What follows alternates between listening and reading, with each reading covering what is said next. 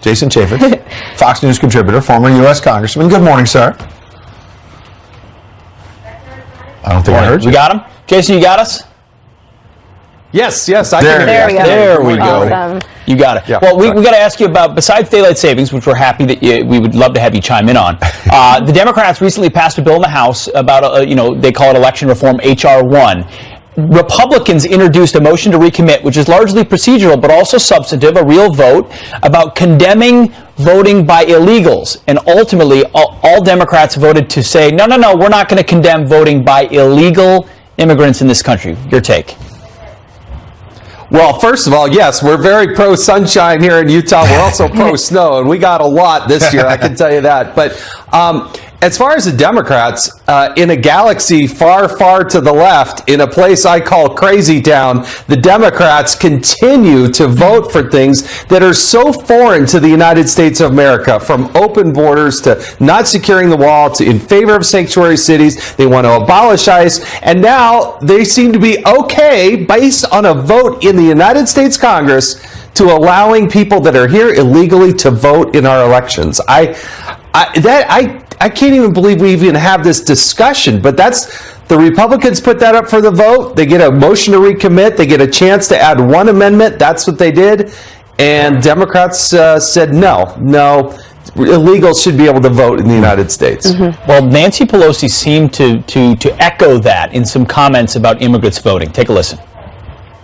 When we talk about newcomers, we have to recognize the constant reinvigoration of America that they are, and these newcomers make America more American, and that means not suppressing the vote of our newcomers to America.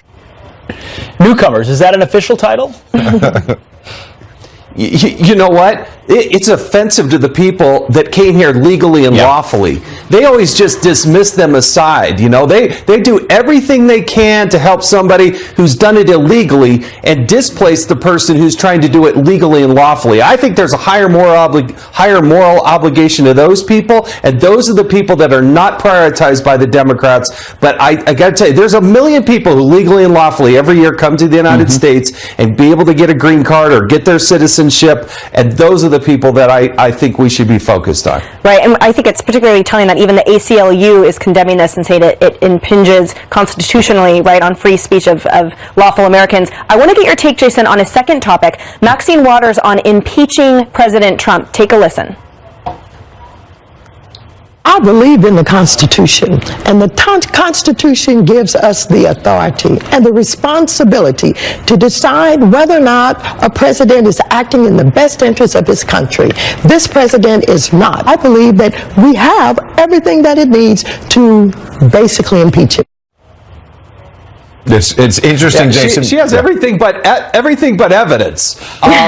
She has been singing this tune since the day that Donald Trump has taken office. It's an offense to most Americans. And go ahead, Democrats, put that up there in the House Judiciary Committee and put people on the record and see if they want to vote. They're going to find that this president is one of the most popular presidents we had. The economy's doing well. We're doing better overseas, and they can't stand that Barack Obama's agenda for the last 18 years was a 8 years was a failure, and that Donald Trump is succeeding. So they want to change the subject, and they want to talk about impeachment, but they don't have any evidence of anything that would even come close to warranting. You got me scared there for a moment when you said 18 years of Obama. I wasn't sure if he was coming back or what was going on. That's what it felt like. It's just a misstep. I get it. Felt like. Quick point here, Jason. Poll out of Iowa suggesting what do Democratic voters care a lot about? Interesting health care at the top at 81%. It was big in the last midterms. They're talking about Medicare for all, climate change. We can go through the whole list, but if you look at the very bottom, what they care a lot about,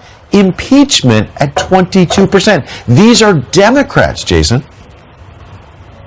Yeah, well, look, again, they are so out of touch. What they're really saying when they talk about Washington, D.C. is they want more government, more taxes, more Washington, D.C. And then they look over at Donald Trump and they can't believe why he's successful, because he was an outsider. He was disruptive. He didn't do things by the conventional norms. That's in part why he's so successful in the rest of the country, with the exception of some of the coastal elites. And so, yeah, I think those are legitimate issues. And let's take it on. Republicans versus Democrats. Let's talk about the issues.